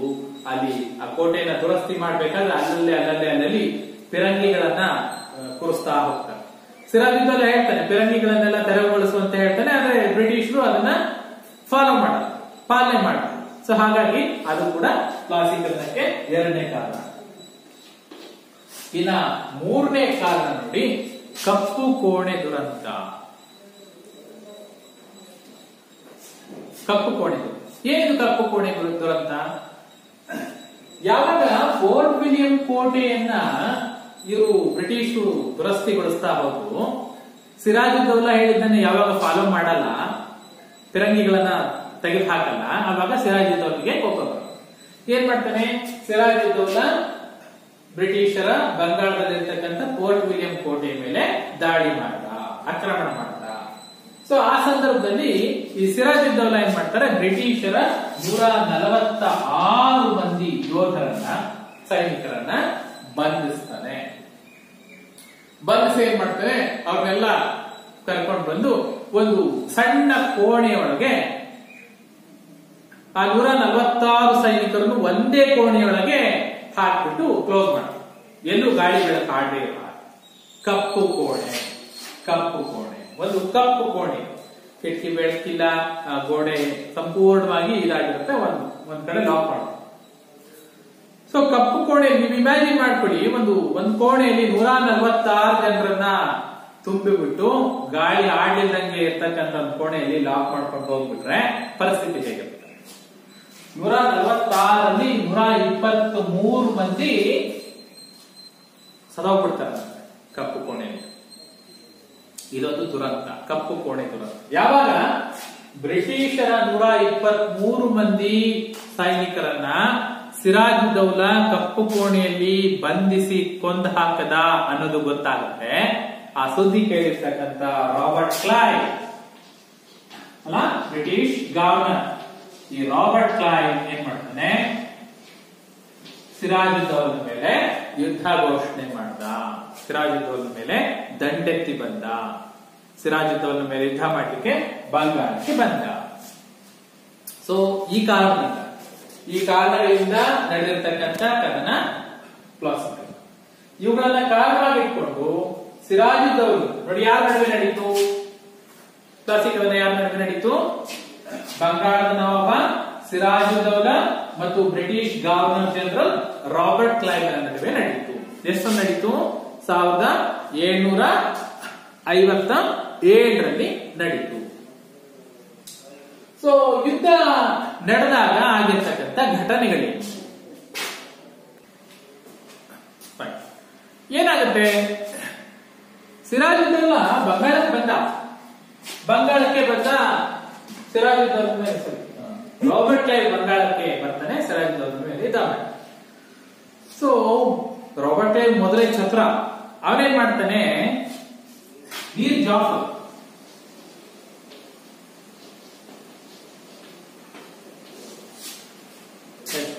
ಸಿರಾಜುದ್ದೌಲನ ಸೇನಾ ನಾಯಕನಾಗಿರ್ತಕ್ಕಂಥ ಮೀರ್ ಜಾಫರ್ನಿಗೆ ರಾಬರ್ಟ್ ಕ್ಲೈವ್ ಒಂದು ಆಫರ್ ಕೊಡ್ತಾನೆ.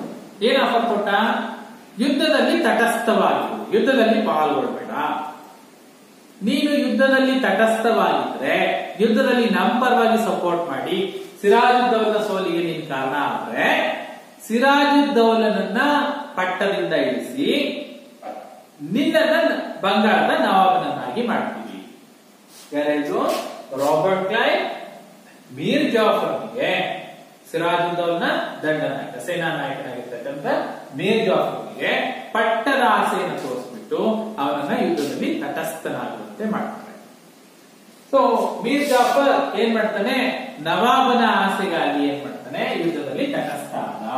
ಅಂದ್ರೆ ಯುದ್ಧದಲ್ಲಿ ಮೀರ್ ಜಾಫರ್ನ ಪರವಾಗಿ, ಸಿರಾಜುದ್ದೌಲನ ಪರವಾಗಿ ಮೀರ್ ಜಾಫರ್ ಯುದ್ಧಕ್ಕೆ ಬರಲಿಲ್ಲ. ಸೊ ಯುದ್ಧಕ್ಕೆ ಬರಲಿಲ್ಲ, ಏನಾಗುತ್ತೆ?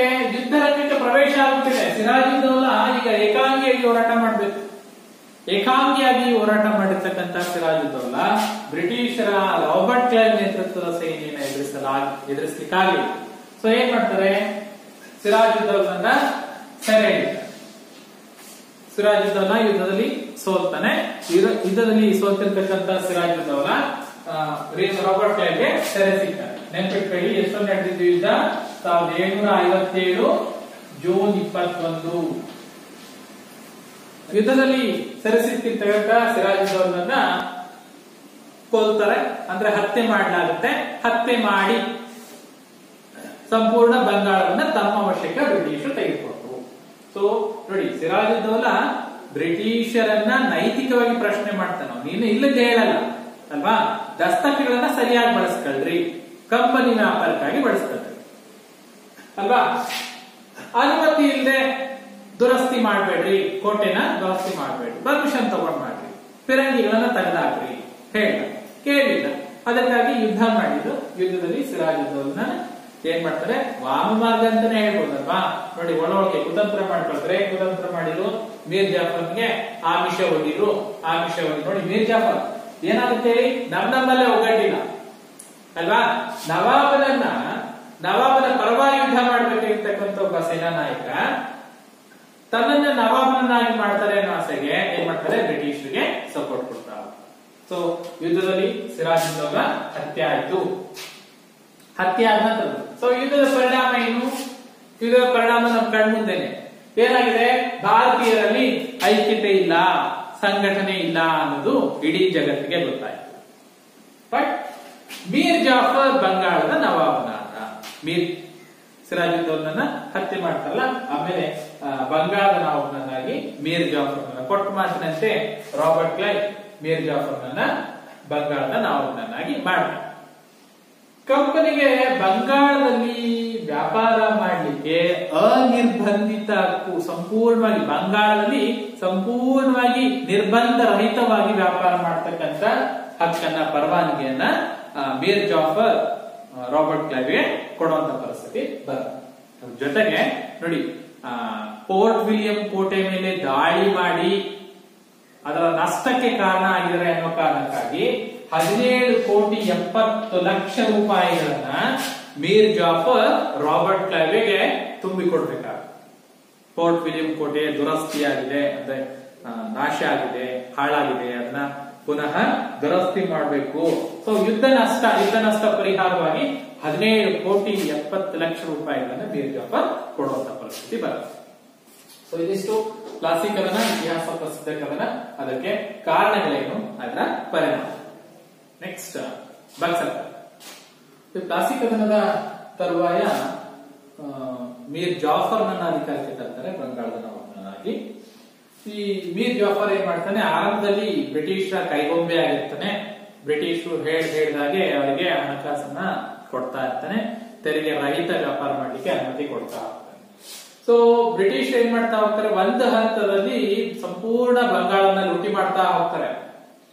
ಸೊ ತೆರಿಗೆ ರಹಿತ ವ್ಯಾಪಾರದಿಂದಾಗಿ ಒಂದು ಹಂತದಲ್ಲಿ ಏನಾಗುತ್ತೆ? ಬಂಗಾಳದಲ್ಲಿ ಆದಾಯ ಇದ್ದಾಗ ಬೊಕ್ಕಸ ಖಾಲಿ ಆಗ್ತಾ ಹೋಗುತ್ತೆ. ಸೊ ಅದನ್ನೇ ನೆಪ ಮಾಡ್ಕೊಂಡು ಏನ್ ಮಾಡ್ತಾರೆ? ಮೀರ್ ಜಾಫರ್ನನ್ನ ಕೆಳಗಿಳಿಸಿ ಅವನ ಅಳಿಯ ಮೀರ್ ಖಾಸಿಂ ನನ್ನ ಅಧಿಕಾರಕ್ಕೆ ತರ್ತಾರೆ.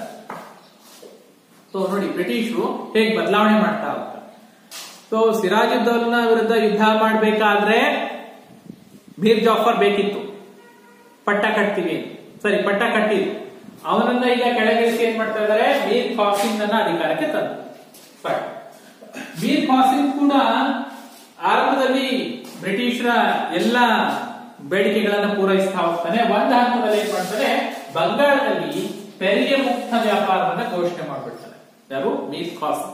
ಹೇಗೆ ತೆರಿಗೆ ಮುಕ್ತ ವ್ಯಾಪಾರ, ಬ್ರಿಟಿಷರಿಗೆ ದಸ್ತ ಕೊಟ್ಟಿದ್ದ ಅದ್ರ ಮೂಲಕ ಏನ್ ಮಾಡ್ತಾ ಇದ್ರು, ಬ್ರಿಟಿಷರು ತೆರಿಗೆ ರಹಿತ ವ್ಯಾಪಾರ ಮಾಡ್ತಾ ಇದ್ರು. ಇವನೇನ್ ಮಾಡ್ಬಿಡ್ತಾನೆ, ಅದರಿಂದ ಲಾಸ್ ಆಗ್ತಾ ಇರೋದನ್ನ ಗಮನಿಸಿ ಬಂಗಾಳದಲ್ಲಿ ಸಂಪೂರ್ಣ ತೆರಿಗೆ ಮುಕ್ತ ವ್ಯಾಪಾರವನ್ನೇ ಘೋಷಣೆ ಮಾಡ್ತಾರೆ. ಅಂದ್ರೆ ಭಾರತೀಯರು ಸಹಿತ ಬಂಗಾಳದಲ್ಲಿ ಯಾವುದೇ ರೀತಿಯ ತೆರಿಗೆ ಇಲ್ಲದೆ ವ್ಯಾಪಾರ ಮಾಡಬಹುದು ಅಂತ ಘೋಷಣೆ ಮಾಡ್ತಾರೆ. ಸೊ ಇದರಿಂದ ಏನಾಗುತ್ತೆ, ಬ್ರಿಟಿಷರ ವಿರುದ್ಧ ನೇರವಾಗಿ ಭಾರತೀಯರು ವ್ಯಾಪಾರದಲ್ಲಿ ಪಾಲ್ಗೊಳ್ತಾರೆ. ಸೊ ಇದರಿಂದ ಏನಾಗುತ್ತೆ, ಬ್ರಿಟಿಷರು ನಷ್ಟವನ್ನ ಅನುಭವಿಸಬೇಕಾಯಿತು. ಅಂದ್ರೆ ಮೀರ್ ಖಾಸಿಂ ಘೋಷಣೆ ಮಾಡಿರ್ತಕ್ಕಂಥ ಬಂಗಾಳದ ತೆರಿಗೆ ಮುಕ್ತ ವ್ಯಾಪಾರ ಎಲ್ರಿಗೂ, ಭಾರತೀಯರಿಗೂ ಸೇರಿದಂತೆ, ಇದರಿಂದ ಅವರಿಗೆ ನಷ್ಟ ಆಯ್ತು. ಸೊ ನಷ್ಟ ಆಯ್ತು ಅನ್ನೋ ಕಾರಣಕ್ಕೆ ಏನ್ ಮಾಡ್ತಾರೆ, ಇವರು ಮೀರ್ ಜಾಫರ್ನನ್ನ ಅಧಿಕಾರದಿಂದ, ಮೀರ್ ಖಾಸಿಂನನ್ನ ಅಧಿಕಾರದಿಂದ ಇಳಿಸಿ ಮತ್ತೆ ಮೀರ್ ಜಾಫರ್ನನ್ನ ಅಧಿಕಾರಕ್ಕೆ ಕನ್ಫ್ಯೂಸ್ ಆಗಬೇಡಿ.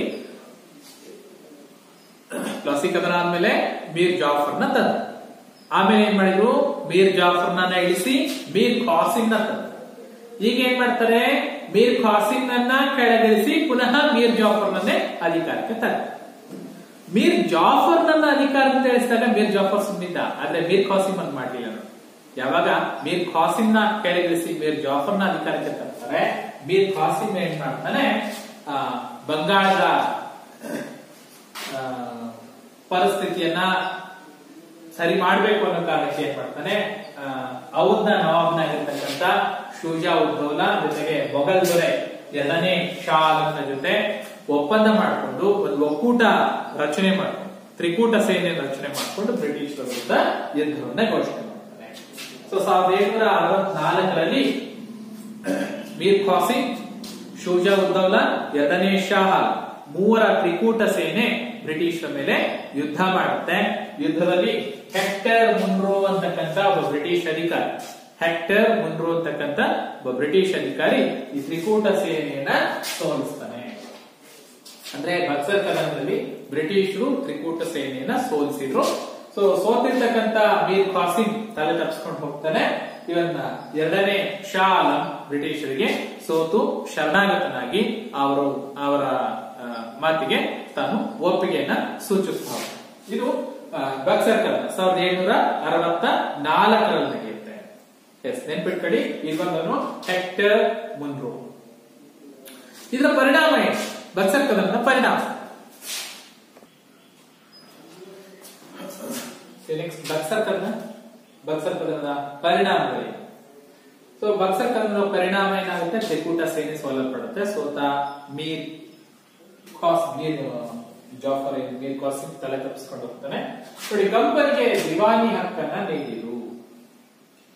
ಮೊಘಲ್ ದೊರೆ 2ನೇ ಶಾ ಆಲಂನಿಂದ ಈ ಶಾ ಆಲಂ ಕಂಪನಿಗೆ, ಬ್ರಿಟಿಷ್ ಈಸ್ಟ್ ಇಂಡಿಯಾ ಕಂಪನಿಗೆ ದಿವಾನಿ ಹಕ್ಕನ್ನ ಬಿಟ್ಕೊಡ್ಬೇಕಾಗಿತ್ತು. ದಿವಾನಿ ಹಕ್ಕು ಅಂದ್ರೆ ಏನು, ಕಂದಾಯ ವಸೂಲಿ ಮಾಡ್ತಕ್ಕಂಥ ಹಕ್ಕನ್ನ ಕಂಪನಿ ಕೊಟ್ಟರು. ಶಾ ಆಲಂ ಏನಿದ್ದ, ಈ ಶಾ ಆಲಂ 2ನೇ ಶಾ ಆಲಂ ಮೊಘಲ್ ದೊರೆ, ಇವರು 26 ಲಕ್ಷ ರೂಪಾಯಿಗಳಿಗೆ ಬಂಗಾಳದ ಮೇಲಿದ್ದಂತಹ ದಿವಾನಿ ಹಕ್ಕನ್ನ ಬಿಟ್ಕೊಟ್ಟ. ವಾರ್ಷಿಕ 26 ಲಕ್ಷ ರೂಪಾಯಿ, ವಾರ್ಷಿಕ 26 ಲಕ್ಷ ರೂಪಾಯಿಗಳನ್ನ ಬ್ರಿಟಿಷರು ಮೊಘಲ್ ದೊರೆಗೆ ಸಂದಾಯ ಮಾಡಿ ಸಂಪೂರ್ಣ ಬಂಗಾಳದಲ್ಲಿ ತಮ್ಮ ಇಷ್ಟದಂತೆ ವ್ಯಾಪಾರ ಮಾಡ್ಕೊಳ್ಳಿಕ್ಕೆ ಅವಕಾಶವನ್ನ ಕೊಟ್ಟರು. ಇನ್ನ ಔದ್ನ ದೊರೆ ಶುಜಾ ಉದ್ ದೌಲಾ ಕೂಡ ಯುದ್ಧದಲ್ಲಿ ಭಾಗವಹಿಸಿದ್ದಲ್ಲ. ಸೊ ಅವನೇನ್ ಮಾಡ್ತಾನೆ, ಯುದ್ಧ ನಷ್ಟವನ್ನ ತುಂಬಿಕೊಡ್ಬೇಕಾಗುತ್ತೆ. ಸುಮಾರು 50 ಲಕ್ಷ ರೂಪಾಯಿಗಳ ಯುದ್ಧ ನಷ್ಟವನ್ನ ಭರಿಸಬೇಕಾಗುತ್ತೆ. ಇನ್ನ ಮೀರ್ ಜಾಫರ್ ಏನಿದ್ದ, ಮೀರ್ ಖಾಸಿಂನನ್ನ ಕೆಳಗಿಳಿಸಿ ಮೀರ್ ಜಾಫರ್ನ ತಂದಿದ್ರಲ್ಲ. ಸೊ ಬಕ್ಸರ್ ಕದನದ ನಂತರದಲ್ಲಿ ಮೀರ್ ಜಾಫರ್ಗೆ ವಿಶ್ರಾಂತಿ ವೇತನವನ್ನು ಕೊಟ್ಬಿಟ್ಟು ಅವನ ಮಗನಿಗೆ ಅಧಿಕಾರವನ್ನ ಮುಂದುವರಿಸಿಕೊಂಡು ಹೋಗ್ತಾರೆ. ಸೊ ಇದಿಷ್ಟು ಪ್ರಮುಖ 4 ಅಂಶಗಳು ಬಕ್ಸರ್ ಕದನದ ಪರಿಣಾಮ. ಕೊನೆಯದಾಗಿ ಬಕ್ಸರ್ ಕದನದ ನಂತರದಲ್ಲಿ 64ರಲ್ಲಿ ನಡೆಯುತ್ತೆ. 65ರಲ್ಲಿ ಬ್ರಿಟಿಷರು ಒಂದು ಹೊಸ ಪದ್ಧತಿಯನ್ನು ಜಾರಿಗೆ ತರ್ತಾರೆ. ಏನದು ಅಂದ್ರೆ ವಿಮುಖ ಸರ್ಕಾರ. ವಿಮುಖ ಸರ್ಕಾರ ಅಂತಕ್ಕಂಥ ಹೊಸ ಪದ್ಧತಿಯನ್ನು ಜಾರಿಗೊಳಿಸಿದ್ದಾರೆ. ಯಾರು ಜಾರಿಗೊಳಿಸಿದ್ದಾರೆ? ಯಾರು? Robert Clive. ಏನದು ವಿಮುಖ ಸರ್ಕಾರ, ದ್ವಿಸರ್ಕಾರ, ವಿಮುಖ ಸರ್ಕಾರ? ಏನಿಲ್ಲ, ಎರಡು ಭಾಗ ಮಾಡ್ತಾರೆ. ಏನು, ಬ್ರಿಟಿಷ್ನವರು ಕಂದಾಯ ವಸೂಲಿ ಮಾಡತಕ್ಕಂತ ಜವಾಬ್ದಾರಿನ ಬ್ರಿಟಿಷರು ತಾವಿಟ್ಕೊಂಡು, ಇನ್ನ ದೈನಂದಿನ ಆಡಳಿತ, ನ್ಯಾಯ ತೀರ್ಮಾನ, ಈ ಕೆಲಸವನ್ನ ನವಾಬನಿಗೆ ವಹಿಸಿಕೊಡ್ತಕ್ಕಂಥ. ಆಡಳಿತ ನಡೆಸೋದು, ವ್ಯವಹಾರಗಳನ್ನ ನೋಡ್ಕೊಳ್ಳೋದು, ನ್ಯಾಯ ತೀರ್ಮಾನ ಮಾಡೋದು, ಒಟ್ಟಾರೆ ರಾಜ್ಯದ ಸಂಪೂರ್ಣ ನಿರ್ವಹಣೆ ಯಾರು? ನವಾಬನ ಕೆಲಸ. ಆದ್ರೆ ಕಂದಾಯ ವಸೂಲಿ ಮಾಡುವ ಹಕ್ಕು ಯಾರು? ಬ್ರಿಟಿಷ್. ನೋಡಿ, ಸೊ ಈ ವಿಮುಖ ಸರ್ಕಾರ ಪದ್ಧತಿನ ಜಾರಿಗೊಳಿಸಿದ ಪರಿಣಾಮ ಬ್ರಿಟಿಷರು ಆಡಳಿತದ ತಲೆಬಿಸಿದೆ, ಆಡಳಿತದ ಜವಾಬ್ದಾರಿ ಇಲ್ಲದೆ ಆದಾಯವನ್ನು ಪಡ್ಕೊಳ್ತಕ್ಕಂಥ ಒಂದು ಪ್ರಭುತ್ವವನ್ನ, ಒಂದು ನೀತಿಯನ್ನ ಈ ರಾಬರ್ಟ್ ಕ್ಲೈವ್ 1745ರಲ್ಲಿ ವಿಮುಖ ಸರ್ಕಾರ ಪದ್ಧತಿ ಮೂಲಕ ಜಾರಿಗೊಳಿಸಿದ. ಸೊ ಇದಿಷ್ಟು ನಾವು ಈ ಪಾಠದಲ್ಲಿ, ಅಂದ್ರೆ ಭಾರತಕ್ಕೆ ಯುರೋಪಿಯನ್ನರ ಆಗಮನ ಪಾಠದಲ್ಲಿ ಪ್ರಮುಖವಾಗಿ ಇಷ್ಟು ಅಂಶಗಳನ್ನ ಸೇರ್ಬೋದು. ಸೊ ಮುಂದಿನ ಅಧ್ಯಾಯದಲ್ಲಿ ಮತ್ತೆ ಭೇಟಿ.